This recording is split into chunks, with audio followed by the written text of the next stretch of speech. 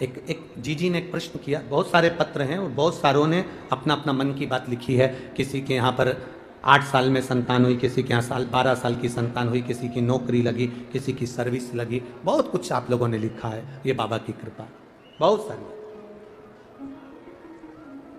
पर इन पत्र में एक जीजी ने एक बात लिखी है, अब वो ढूंढना पड़ेगा पत्र को। उसमें उन्होंने लिखा, गुरुजी मान लो हम जल चढ़ाते चढ़ाते 2-3 महीने हो गए और शंकर भगवान हमारी नहीं सुन रहे, तो हम जल किस दिशा में बैठकर चढ़ा या किस दिशा में खड़े होकर चढ़ा? जलाधारी कहां होती है शंकर भगवान की? जम के बोलो जरा सबको, पहले भी कथाओं में बताया। शिव जी की जो ये शंकर भगवान का शिवलिंग है, ये जलाधारी जो पानी बहने का स्थान है, पूरब पश्चिम उत्तर दक्षिण, इसमें से जलाधारी किस ओर जाती है? उत्तर की ओर। कहां जाती है? जम के बोलो जरा, उत्तर की ओर। केवल भारत की भूमि पर एक शिवलिंग ऐसा है जिसकी जलाधारी दक्षिण की ओर है, वो केवल उज्जैनी के कालाधिपति महाकाल बाबा हैं, जिनकी जलाधारी दक्षिण में। बाकी के दुनिया में जितने आपको शंकर के मंदिर मिलेंगे, जितने शिवालय मिलेंगे, सबकी जलाधारी कहां पर रहेगी? जम के बोलो जरा, उत्तर में। उत्तर की ओर जलाधारी रहेगी, उत्तर में। पूरब पश्चिम में नहीं, दक्षिण में नहीं, उत्तर की ओर जलाधारी रहती है। तो बेटी ने पूछा कि गुरुदेव अगर मान लो हमें जल चढ़ाता चढ़ाता इतना दिन हो गया और बाबा नहीं सुनी रिया, तो हम कई करें? अब उसने तो, बेटी ने तो अपनी भाषा में, राजगढ़ की भाषा में लिख दिया कि हम कहीं करें। अब तुम बताओ। तो मेरा उस बेटी से निवेदन है, तुम कहीं मत करो, बस इतना करो कि उत्तर की ओर जो जलाधारी होती है ना, प्रत्येक मंदिर में, ऐसा कोई शिव मंदिर नहीं होगा जिसमें उत्तर की ओर जलाधारी नहीं हो। सब मंदिर में उत्तर की जलाधारी रहती है, केवल एक कालाधिपति महाकाल राजा की दक्षिण में, बाकी के सब की उत्तर में।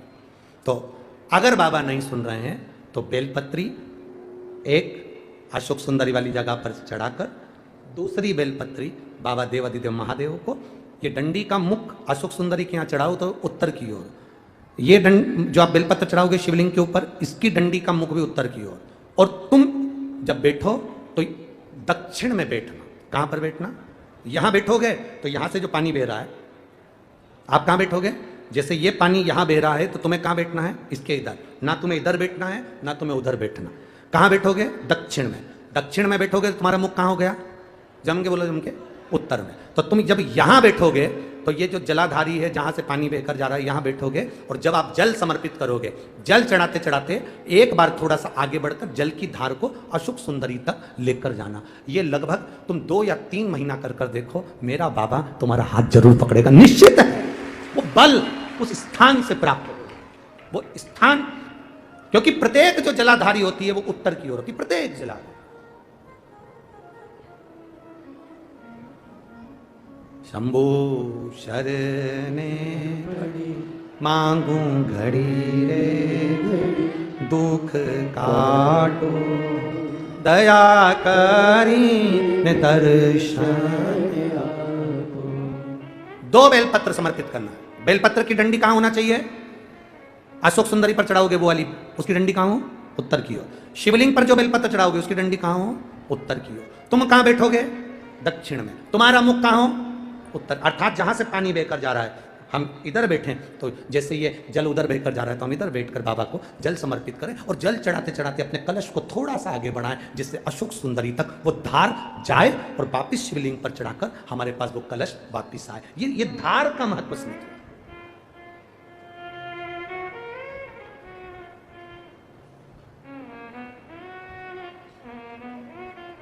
एक बार ये कथा हमने कह दी एक जगह पर, तो किसी व्यक्ति ने पूछा, गुरुजी ऐसा भी होता है कि जल चढ़ाने का भी नियम होता है, यहाँ चढ़ाओ वहाँ चढ़ाओ? हमने कहा देखो, एक व्यक्ति वो होता है जो नौकरी में रहता है, नौकरी में रहता है, बैंक में नौकरी कर रहा है, पुलिस में नौकरी कर रहा है, सरकारी नौकरी कर रहा है, स्कूल में नौकरी कर रहा है, तो वो व्यक्ति की जब तक नौकरी रहती है वो कुर्सी पर बैठता है, सिग्नेचर करता है, तो उसकी बात मानना पड़ती, क्योंकि उसका सिग्नेचर हो गया। और वही व्यक्ति जब रिटायर हो जाता है और रिटायर होने के बाद अपनी कुर्सी पर आके बैठ के सिग्नेचर कर दे, तो उसका सिग्नेचर मायने रखाएगा? बोलो जम के। वो किसी को सस्पेंड कर दे तो बात आएगी, भले कितना बड़ा भी ऑफिसर हो, पहले तो तो रिटायर हो गया, रिटायर होने के बाद तू किसी को सस्पेंड नहीं कर सकता। कुर्सी जब तक तेरे पास है, पद जब तक तेरे पास है, तू जब तक नौकरी पर है, तेरे सिग्नेचर का मूल है। तो ऐसा हमारे यहां भी स्थान बताए गए कि यहां बैठकर जब आप सिग्नेचर करोगे, मतलब यहां बैठकर जब आप जल चढ़ाओगे, तो वो जल मेरा महादेव स्वीकार करता है और उससे तुरंत फल की प्राप्ति हो जाती है। ये सिग्नेचर।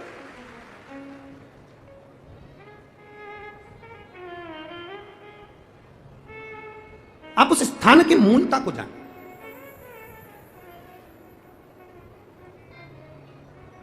33 कोटि देवता जहां से जल बहता है उत्तर की ओर, 33 कोटि देवता विराजमान होते हैं।